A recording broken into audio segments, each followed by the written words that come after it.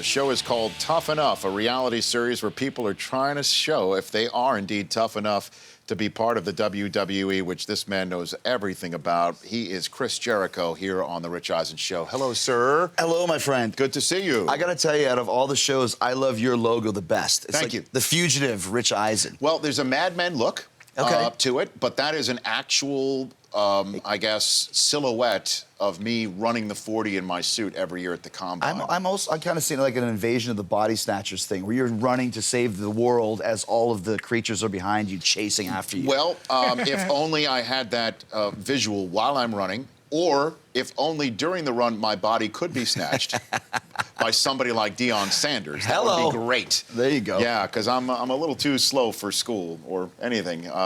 But thank you. I appreciate you saying that. Love it. Thrilled to have you here. Before we get to Tough Enough on USA Networks, I do want to talk with you about Roddy Piper. Absolutely. You know, who was here in that chair 10 days ago. That's right. And I actually watched that appearance, which, like we were talking earlier, is his last, basically, public appearance here on this show. I can't believe it. What are your thoughts on the passing of Roddy Piper? Roddy Piper, I consider him to be a friend. We actually did a WrestleMania together back in 2009. And, you know, what can you say about the guy that hasn't been said? One of the pioneers, amazing talker, but more importantly, a very, very sweet guy, good heart, family man, and always someone that I was happy to see and to be around. So it's kind of a real shock. I don't know if I've really even processed it yet, you know? Yeah, 61 years of age, and you had that 3-on-1 match at WrestleMania where you wrestled against Piper, Jimmy Snuka, and Ricky Steamboat. Yeah, with Flair on the floor, as you can see there. And it was a really cool... Actually, I think one of his last great promos was building up this match that we did. I watched it on YouTube the other day. Hadn't seen it, and just realized how great of a performer it was, because Roddy was a great actor as well. So to be, like I was earlier when I was yelling at that girl, you have to commit to what you're doing in the WWE. WWE is show business. It's not about the match itself, that's important, but it's about getting people involved in what you're doing, making them pay money to see you, whether they're paying money to see you, to boo you or to cheer you. Roddy was the master of that, to draw people in, to pay their money to come see the match. Yeah, and burst the coconut over somebody's head. Burst the coconut over somebody's head. I think, you know, so many great moments. And if you're talking about, you know, the initial boom of the WWE, WWF at the time in 86, 87, 88, top two, Hulk Hogan and Roddy Piper, no doubt about it. I mean, maybe Randy Macho Man Savage as well. But Piper was so integral to the building and the success of the WWF, because WrestleMania 1 was a make-or-break proposition for the WWE. Had that not done well, the whole company would have tanked. And yes, it was built on the back of Hogan, but as every movie or everything in time, Shakespearean play, whatever, to have a good guy, you have to have a great bad guy, and Piper was that guy. Well, being a bad guy, when where, as you said, deep down, you're a good guy. You know, and again, as I mentioned earlier on the program, Roddy sent an email after his appearance. Didn't go all that swimmingly when he was here 10 days ago, talking about being a dad, and it's one of the neatest emails I've ever received when you talked about his appearance. What's that like, though, when you know deep down inside you're a good guy? But people see you and want to spit nails at you. Once again, we're performing, right? And I mean, I've had so many people, like back around that time when I did the thing with Roddy and those guys, I was the most hated man in the business, playing the character of that. And people were literally attacking me on the streets. You can YouTube it. In Victoria, BC, I got attacked by a group of fans. And physically attacked, to where I'm fighting them off, you know, in the middle of this parking lot after a show. People not realizing that this is show business. If I meet Anthony Hopkins, I don't expect him to tear my face off and eat my liver with a fine Chianti. He's not really Hannibal Lecter. Don't forget the fava beans. The fava beans. Don't forget the fava beans, right. He's just playing the part of Hannibal Lecter, and it's the same thing, playing this role of this bad guy. That's what we do. So once again, talking about Roddy, he's a good guy at heart, but when it's time to play the bad guy, he's playing that part. And that's the secret to really making it in the business of pro wrestling, is being able to play a character, play a role, and make people believe what you want them to believe. And Roddy was one of the masters of it. Right. I'm here with Chris Jericho of his podcast on Podcast One, Talk is Jericho, where you can download it on podcastone.com and other spots where you can acquire podcasts. Tough Enough, we're talking about this reality series where I think we're sort of around the edges of what this show is about trying to find the right performer for this venue, the WWE, on USA Networks. Is that what this show is essentially Well, I mean, about? it's one of those things that's very, very hard to become a WWE superstar. It's not just about, I mean, guys will come in at 6'8" and 280 pounds of solid muscle. Their whole life they've been told, you should get into wrestling. So when they get there, they think, why am I not in wrestling so easily? There's so much to it. So we're trying to find the next generation of Roddy Pipers, who can be the next catalyst to make people pay their money to come see you. And it's not so easy. And it's funny because I'm about ready to have my 25th anniversary in the wrestling business. 25 years? Yes, October 3rd, 2015, that's actually literally my 25th anniversary in the business, and I have a show in Madison Square Garden that night, just by coincidence. My first show ever was in Ponoka, Alberta at the Moose Hall. So I went from the Moose Hall to Madison Square Garden in 25 years. You must paint the picture, word picture for me. What was it like in the Moose Hall? Okay, so what was that like? You go and we trained for 3 months. Your first night? First night as ever. a professional wrestler? As a professional wrestler. And it's like, it's super nervous, like just want to die, don't want to go do it, and finally go out into this. It's kind of like maybe a veterans hall, but it really is. If you imagine what a moose hall looks like in your head, that's what it looks like. It's kind of like a log cabin, and there's 2 levels, and there's it smells of beer and moose, kind of stale cigarettes and moose. Sure. But I go out there, and there's probably maybe 112 people there, but. I remember one guy, I dropped a leg on the guy's arm, and I went, "You want another one?" And one guy went, "Yeah." And I went, "Oh, I am the most famous, most popular guy of all time." And the best part of all was I came back into the dressing room after, and they gave me my payoff. And it was in a white envelope that said Jericho on it, Jericho. They forgot the H. Yes. And I opened it up, and there was a $20 bill and a $10 bill, Canadian. And I remember looking at it going, I worked 8 hours, 40 hours a week and made like $80. I just worked 10 minutes and made $30. I could be rich at this, you know? And looking at this envelope with the misspelled name, fast forward to yesterday, we have a show in Fresno. Yeah. And I'm walking past the big WWE truck, and on the side of the truck is all the faces of the big stars. And my face is on there. I'm looking all cool and looking all hot. And underneath it says Chris Jericho, Jericho. I'm like 25 years later, they're still spelling my name wrong. I called Vince McMahon. I said, "Can I buy an H? Can I grab some paint and put an H in there, please?" Or at least take it from his name and give it to you. You can be Vince McMahon. That's right. Yeah, I want your H, McMahon. That's what I want. Next contract, keep your stupid money. Give me an H. That's all I want. Don't they know who you are? Please, at least give me an H. Or take it from your first name. That's right. Yeah, I could be Chris. Chris. There you go. That's fine. It still works. Spelled like Chris Carter. Like Chris Cyborg. Yeah, Chris Carter. There you go. The community hall at the Ponoka Moose Den is still available to be rented, by the way. Right. Yeah, we just looked it up. A couple of years ago, I was driving to Edmonton from Calgary, and I decided I'm going to stop off in Ponoka just to see what it looks like. And I got there, and it was still there. And of course, I had no memory of what it was. Sure. But it really was like a Quonset, which is a prairie thing that they put like wheat in. It was like, those tin aluminum sidings?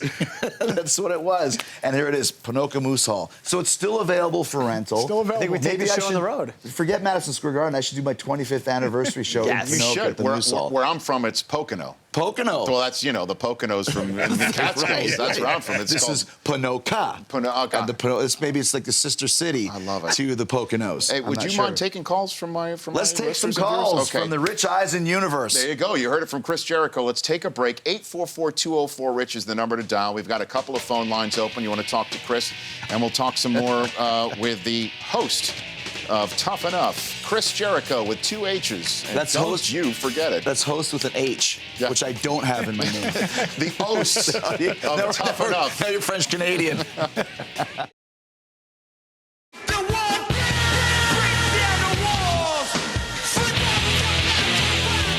We are back with Chris Jericho here on the Rich Eisen Show. His reality series, Tough Enough, to see if you can make the WWE, is on USA Network Tuesday, 8 Eastern, 7 Central, joining me here on the show. That song, what does that bring back for you? That memory It's funny because that's the first version of the song. And that was in '99 when rap rock was really, really hot. So you can hear that, yeah, come on, gonna get you. And then after about 3 years when that went down the toilet, I said, we got to get rid of that rap rock stuff. So that takes me back to like, you know, the Korn years. Korn, Freak on a Leash, right? So wait a minute, rap rock is not in anymore? So What? what have I been doing What in my happened? spare time? I know, I saw you got your Hold on drawers a minute. hanging out there and everything, Rich. Come on, man. What is it, Fleek? Is that what I got going on? Or Fleek? Well, no, it bad? you're on Fleek. I'm Fleek on is good, Fleek. so like your glasses game would be Rich on eyes and Fleek. the whitest man in America. What is this, Fleek? Is that Wait what a it minute. is? Am I got this Fleek am going on am over I here. on or off the Fleek, sir? Let's go to the phone lines. They are lighting up to talk to Chris Jericho here. Casey in Oklahoma, you're on with Chris Jericho on the Rich Eisen Show. Hello, how are you? I'm doing great. You're on with Chris. Hey, what's going on, Y2J? Hey, man, how's it going? Doing well. Hey, what is your fondest memories of Roddy Piper? It's funny. My fondest memory, like I mentioned earlier, that promo that we had building WrestleMania. But last night, I mentioned the show in Fresno, and I happened to be on in the last match. And, you know, there's thousands of people in the arena, and there's a bunch of guys in the locker room. When you finish your match, you come back through the curtain, and everybody's gone. And I remember Roddy said to me years ago, he said, you know, the loneliest man on the show is always the guy in the main event, because the time he's finished working, everybody's gone. And when you leave the building, like, it's literally everyone's gone. There's a couple, you know, stagehands sweeping the floor, but all the arena's empty and all the guys have left. And I just remember, like, that was the bit of advice that I got from Roddy about 20 years ago, and it still is prevalent to this day. You know, and that's a memory that I'll always smile about. What do you think of Ronda Rousey? What do you think of what she's up to? Hey, listen, I am like, it's funny because I said to my producer, Talk is Jericho, I said, I should have Rich Eisen on my show. And she goes, well, he knows a lot about sports. And I'm like, I don't know anything about sports. And that goes with UFC. I know a little bit about it, but everyone knows Ronda Rousey because she's done something that's very rare, kind of like Mike Tyson in '88. Mm-hmm. She's superseded her sport and become a pop culture icon at this point in time. I think it's amazing. And now it's like the hunt, like who can beat Ronda Rousey? Yeah. Who can last a minute with Ronda Rousey? And she could sell out that damn AT&T Stadium with the right fight. I think she You know? would. I think she would. I think if you had that match and Conor McGregor's match, she could go on last. She's that popular. And for a woman in the fighting game to get there, it's unbelievable. And she has the best quotes too. Like I read one yesterday where she said, you know, people said my body's too manly or whatever. She goes, this body isn't just made for banging millionaires, and she didn't use the word banging. She goes, this body's made to fight. I'm like, what a great quote, you know? It's Not just- amazing. She's awesome we saw It's that. incredible. It's a great Yeah, quote. She's awesome in every way. I Yeah, mean, I really absolutely. just love the way she carries herself, her story, what she means, why she goes, why she fights, how she trains. She's a professional, and she's an entertainer too. I mean, Well, if we're she is. talking about having to have an entertainer side of her, Absolutely. of what you A need. couple things. She does more for, you know, women than if Hillary Clinton became president. I really believe that. I think she's become like this respected, ass-kicking, strong female role model that everyone loves. She's polarized the whole country, and I'm sure you know this, but for people that don't, her name is Ronda Rousey because Piper was her hero. And she actually called Roddy. I think he told the story on this show. Yeah, he did. Yeah, where she called and asked if she could use the name Rowdy. Like, she gets that side of it as well. She's a big WWE fan. She was at WrestleMania this year. And I think she'll probably end up at a WrestleMania in the future doing something in the ring. Do you have the soundbite of what she said after the match last do. night? Do you want to play that? Because I don't know if you heard this. Did you hear what she said? did not hear it. After Saturday. Well, I guess I said last night. It really is technically yesterday morning because the thing started so Yes, late. I know. You know, but here's what she said after taking care of business in just 34 seconds this weekend. I just want to say we lost a really close friend, Roddy Piper, who gave me permission to use his name as a fighter, and so I hope him and my dad had a good time watching this today. Yeah, she gave a shout out. That's cool. Yeah, and that's she really means it, you know. And She does. But yeah, I'm a really a big fan of hers. Even I don't really watch a lot of UFC, but like I said, she's really done a great job of transcending. Could you see her being like a huge crossover star like The Rock has become? That's what I think Dan she said already earlier. is. I don't think, can we see it? I think we've already seen it. Yeah. And I think now it's just going, you know, there'll be a Ronda Rousey movie, you know, whatever. But more importantly, you're talking front cover of Sports Illustrated, front cover of Time magazine. Just somebody that everybody knows in the world today. So who would have ever guessed that 3 years ago Yeah, when they exactly. didn't even want to have women fighting in the UFC? Why bother? And now it's like you can't wait to see the next fight with Ronda Rousey. I don't care about the guys. I don't know anything about the guys. I want to see Ronda Rousey. More Ronda Rousey, I I know, say. which is Yeah, why. you Go just ahead. mentioned there'll be a movie. Well, just announced a few minutes ago, Paramount Pictures just secured the rights to her best-selling autobiography. So Wow. there you go. I mean, There you go. And didn't does she take play long. herself, a la Howard Stern in Private I Parts? know. Yeah, that's a You great know, call. I mean, she Yeah, could do it. Why wouldn't she? Why wouldn't she? She should do it. I know. I don't know. Okay, well, let's do it, Rich. Chris Call Jericho. Call your contacts here in Hollywood. I will. Since you're a big Hollywood superstar, and make it happen, damn it. No, I'm an Hollywood superstar. sir. Hollywood super. You're a Hollywood superstar, Rich Eisen. That's me. That's my Montreal accent with the no H's. John in Florida, you're on with Chris Jericho on the Rich Eisen You know Show. what would be John? cool if you would have, we had KC from OK. If you would have had an OK from Yeah. KC, then we'd really be cool. Instead, we got John from Florida. I don't even know how that would be. If there's possible. someone in OK, Yeah. no, someone in KC, what? Yeah, no, someone in KC with nicknames with a nickname of Okay, call in now. You'll get right to the front of the line. There you go. Okay. But in the meantime, John, you're on with Chris Jericho. John, Rich, big fan. Thanks. Chris, big Y2J fan, big Folly fan as well. Thank you. Just a quick question. At one point in time, I know you had some real-life heat with Triple H. I was wondering if maybe you could discuss that and maybe how your relationship is today. I think it's like if you go talking to Steven Tyler and Joe Perry and Aerosmith, and they broke up in 1982, and they hated each other and wanted to kill each other, and then 3 or 4 years later got back together and said, what were we so angry about? Yeah. That's kind of what it was in the WWE in the early 2000s.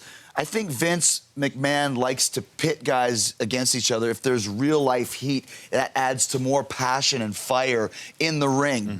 Talking about what we talked about right at the beginning of the show, you want to be better than this guy, and it's real, and it comes from within. So yeah, Triple H and I didn't like each other back in those days, and I think it added to that professional brilliance. We had great matches every night.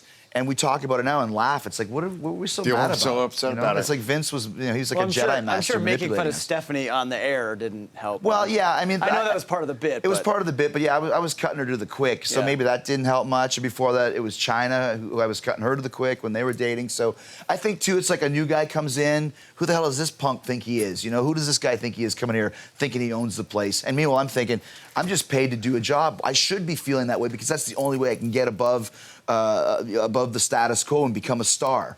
So I'm doing it my way. He's doing it his way. We're butting heads and we're having 5-star matches and classic rivalries at the same time. Was it weird coming over from WCW? Because that was before Vince It kind was of bought totally weird. everything And I out. came over by myself. And in those days, the wrestling war, which was Turner's WCW versus Vince's WWE, it was real. Right. And, you know, we were kind of brainwashed into thinking that we needed to put each other out of business. So when I came across the line, they're like, who's this guy think he is? He wasn't good enough to be in WCW anymore? Meanwhile, my whole life, all I wanted was to be in the WWE. Yeah. Didn't care about WCW. It was a stepping stone for me.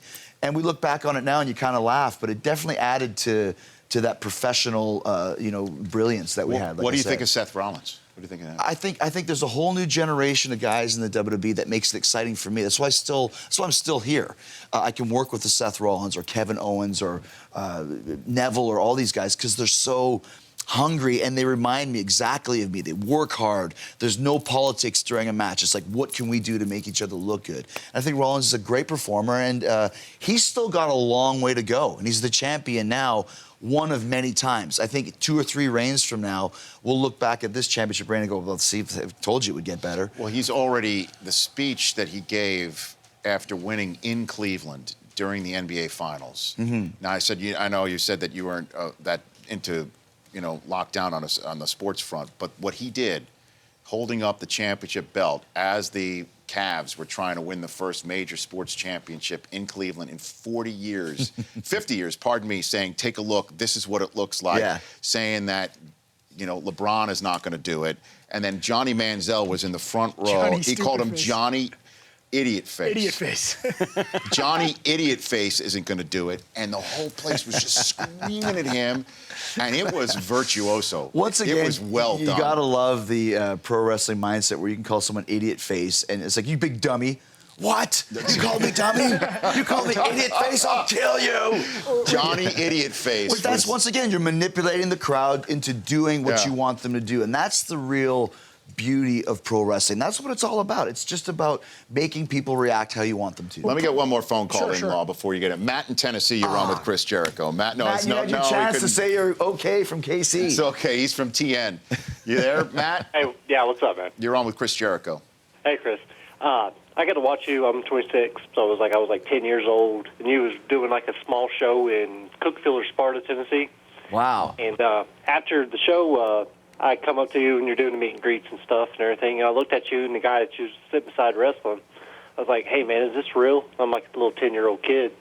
And you looked at me and you moved the guy's towel off his chest, and you see like 10 handprints in this guy's chest, and you give me like the meanest look, and you're like, "Yeah, it's real." I'm like 10 years old. I'm like, "Dude, no need to scare the hell out of me." Well, once again, see it. You never forgot it. To this Oh, day, no. I taught you. That's probably from a chop, which is like you chop a guy in the chest, and it's always like when people say that wrestling show business, but still, it's a contact sport, and the chops are something that you can hear it, and you can see the handprints and the bruises on the chest, especially when a guy like the Big Show, who's got a hand the size of my head, hits you in the chest and caves it in. So, real, not real. There's moments when it's realer than anything else you could ever do in your life, and you'll never forget that, Matt, from TN. Yeah.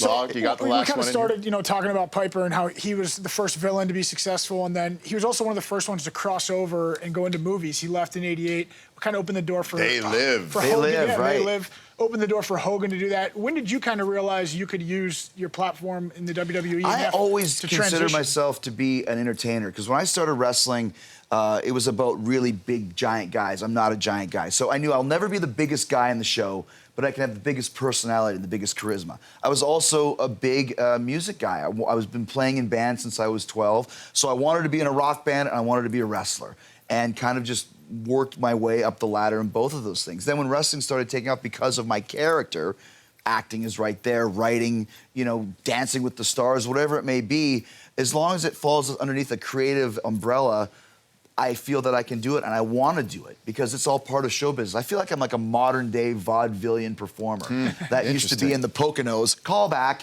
and I'm singing and juggling and dancing and telling jokes and all that sort of thing. That's kind of what I'm doing. That's what you need to do in this day and age, is build your brand. And I think that my fans are very loyal to know if I'm doing something, that they're going to give it a try, even if it might not be their cup of tea, because they know I give 100% to everything I do. And most of the time, if I think it's entertaining and fun, you will too. So trust me on that. Coming soon to a Moose Hall near you. Yes, we'll go back to the Moose Hall. That's the tour. Jericho back in the Moose Hall. We're having a callback contest right now. You and I, Chris Jericho. We are. So Tough Enough, airing on USA Network, 8 p.m. Eastern, 7 Central. Also, your heavy metal band Fozzy is headlining the Cinderblock Party Tour this fall in Europe, correct? In Europe, yeah. Okay. We're playing at Heavy Montreal next Sunday in front of 60,000 people. So things are going good in that. We're going on the Kiss cruise, playing with Kiss. Okay. Come on, man. And also your Talk is Jericho on Podcast One. And before I let you go, because you're very eloquent about Ronda Rousey and talking also about your sports acumen. Lost amongst in all of that, it does appear that you rejected me as a potential guest for your No, podcast. I want to have you on. Okay. But Because I can't handle that sort of rejection. Well, I think that I was like, he probably can talk about more than sports. Yeah. He's obviously a single successful guy, or maybe whatever. No, I'm married with 3 children. There you go. My wife's birthday today. That was Be careful. a callback. That was from Fast Times at Ridgemont High. I'm a single successful guy. Okay, So I think I can have Rich Eisen on. And one last thing. Yes. I had a funny weekend because I had a bunch of people calling and texting me and tweeting me asking if I was still alive. Because the big hashtag that trended worldwide was RIP Jericho from The Lion. okay. And fans were thinking that I was the guy. And I'm like, I can tell you unequivocally that here today on the Rich Eisen Show, I am still alive. Yes, and you're going to take out a dentist in Minnesota as Poor dentist, retribution. man. Thank you for coming on the program. Thanks, and you're going to be on Talk is Jericho because you. I can't take the guilt if you're not. The Rich Eisen Show, weekdays at noon Eastern. On Audience.